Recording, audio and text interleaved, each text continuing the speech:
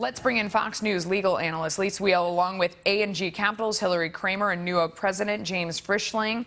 I'll start with you. Do they have a case? Absolutely. Really? Yes. When you're looking at, look, the law says if you're under 500 employees, you have much more time. Look, I even have tabs for you, Melissa. Yes, I've got all this stuff. I've done my You're research. so prepared. But if you're under, you have a certain amount of time. If you're over, a different amount of time. But a franchisee, just like you were talking about here, that's a guy who's got one business. Yeah, he's part of a bigger corporation, and Subway's huge, but he himself has fewer than 500. So why should he be penalized at that point? I think it's a good case. Yeah. Hillary, what do you think about this issue? You know, I mean, it's in most cases, you look at a place like Chicago, where they have 10.9% unemployment, and you say they're trying to wage it to $15, they're crazy. But in Seattle, I mean, they have a really tight labor market. Maybe they should be paying more. I think this is really so political because the mayor of Seattle, he said this is fighting the dismantling of the middle class. It's a victory for this demand. And the bottom line with that is that anytime you force an artificial wage on any business owner, someone's going to pay the price. Customers, higher prices. We heard it from him. James, what do you think? You know, I continue to say this is going to cost jobs. And if it's forced upon the hospitality industry and specifically the fast food or casual food, they're going to react and adjust their business models. They still have to pay the franchise fees. Yeah, and that's not going away. These are really small businesses operating under this umbrella. Although I mean, I totally agree with you, but on the flip side, that isn't actually what David said. I mean, he said he was going to keep his employees and keep the hours. He was just going to raise prices. That's how he was going to absorb it. That's how everyone gets hurt. Well, liberals say, you know, then people have more money to pay the prices it doesn't because they're work getting a that higher way. wage. No, I respect the argument that they're going to be able to raise prices and pass it to the consumer. What we see often is the consumer wants more for less, and if they have to pay more at one place, they're going to look for another venue that can provide it cheaper. They'll just go shop somewhere else. I think that's the reality of that. Should they be forced to? You made a good point that maybe they could do that. Maybe they should make that $15. But should they be forced to? Should they be forced to? All right. Thanks, guys.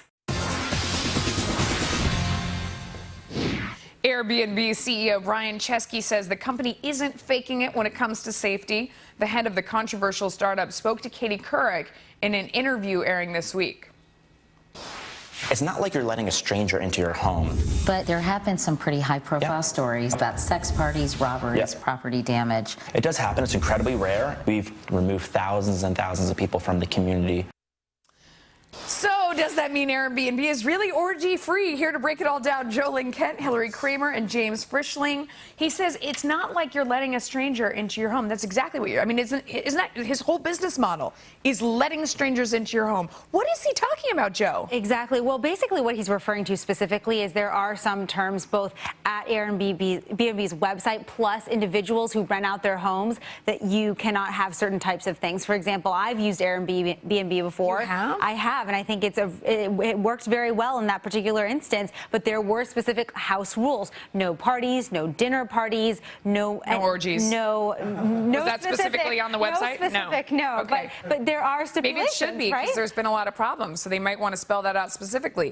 James, what do you think about this? You know, I find that this community business, which it is, for it to work, the community has to respect and play fair with each other. And I just have concerns that if it loses trust, confidence, and safety issues, it starts to fall apart. I mean, I was a zip car guy until I had some bad experiences. Oh, and as a result of those things... Like what? What happened? You're not supposed to smoke in the car. People did. You're supposed to clean up the car after you leave it. There was McDonald's garbage sitting in the back seat. You're supposed to leave gas. They didn't. So or lateness in terms of, so I'm picking it up at a time and it wasn't there for me. So not to pick on that business, but if the members if it doesn't work the way it's supposed to, and also now Airbnb adding a pilot program in San Francisco, the company's encouraging hosts to provide dinners for strangers. So Hillary, basically what they do is they're saying, like, you rent out a seat at your dinner table and you make dinner and people come over, total strangers pay big money to eat together. I mean, the macro picture here is that Airbnb is a disruptor, and it is phenomenal. This is capitalism at its best. Yes, there are kinks to it, but think about it. It is kinky, you're right. But you go to someone's home, the hotels have to deal with this, and you're going to see changes in the major chain hotels because offering dinner, now they're really infringing upon that model, and people love it. Melissa, I don't- 11 million people have participated.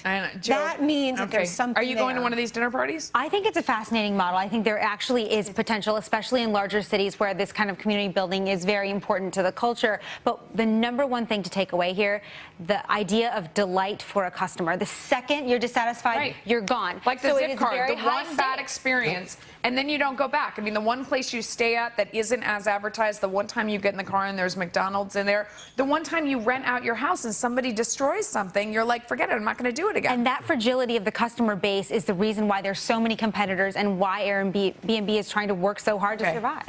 I love this. If you're looking to work at Airbnb, Glassdoor is posting some of their unique job interview questions. For example, here are some of them. Would you be able to survive a plane crash?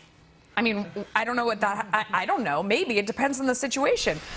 Teach me a skill that I don't already know in 3 minutes. What? Can you think of anything? How to be a journalist.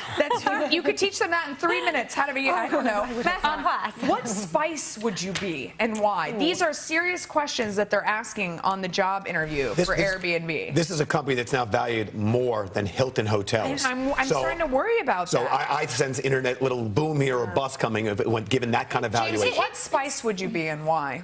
Oh my! I'm going to go with pepper. Pepper. Yes. Okay, I you was don't use thinking me all salt. the time. Straight You don't use me all the pepper? time, but when you use me, Yeah, then you add some spice I get to pepper. involved. I was thinking Cinnamon sugar. Cinnamon sugar. I like that one. I feel salty. You know, I need a little salt. Maybe I make you lick your lip. No, I didn't say that. Go ahead. What were you going to say? I didn't say that. That went too far. Go ahead, Joe. Help me. What would you do? Cayenne pepper for sure. Cayenne pepper. Okay.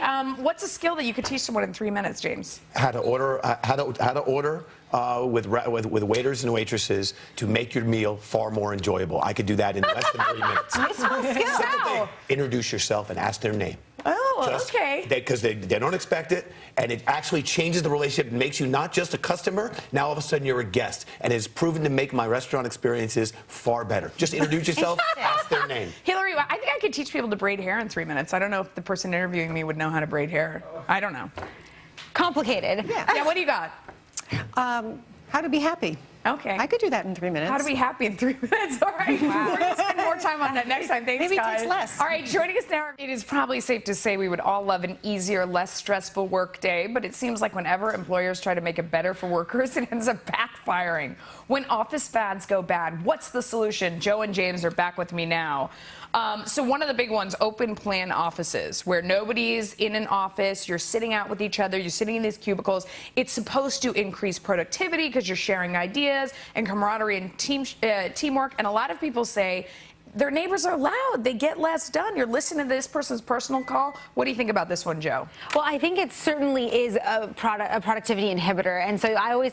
Inhibitor. It can be, because you have the whisperers who are very conscientious, and then you can barely do your phone call. And then you have the yellers, which are probably people like me who just don't even realize, and you get so excited and you're talking on the phone. What's really interesting in a lot of these tech companies that I've been covering is that they have interesting designs within the company. In fact, I was just at Twitter headquarters yesterday, and they actually have log cabins built inside that have been imported. Log cabins? They have open doors but walls and roofs, and you can go inside and make a call or still socialize. A log cabin? Exactly. And there's conference call pods at different tech companies, maybe little silos you can get into. So there's different ways that some companies are trying to address this. James, I don't know if you're it's gonna rolling work. your eyes over there. Do you have log cabins at your office? We don't have log cabins in our office, but we do subscribe to the open floor policy, and we believe it does foster communication, teamwork, and yes, while there is the difficulty of noise, we also then carve out breakout rooms, places where people can work. And look, the economic reason, less square footage per person. I think you that's get more what it really people is. on your floor for less cost. It's about being cheap, but then you end up next to somebody who's chomping chips all day, and you can't get your work done because they're loud eaters or loud talkers or whatever else. No. I don't know. Okay, so studies show that only 62% of workers actually use the flex time that they are offered. You offer people flex time and they don't take advantage of it. What do you think of this? I think half the time individuals at companies don't actually understand that it's available to them, and maybe that they feel comfortable enough to take it because it's not structurally allocated. Meanwhile, somewhere in Scandinavia, it is a 6-hour work week to help create more jobs and improve health. What do you think about this one? A 6-hour workday. Would that work for you? That probably would not work for me, but I would say the following. I do believe in the quality over the quantity. I do believe in working smart and getting rid of FaceTime. 6 hours. But again, the idea of cutting your workday down, still earning the full the 8 hours, I can't see that being a successful model. Yeah. I think it's very possible depending on the industry. Okay. We got to go because we only have about 13 seconds left, not 6 hours. Thanks so much, you guys. I hope you're making money today.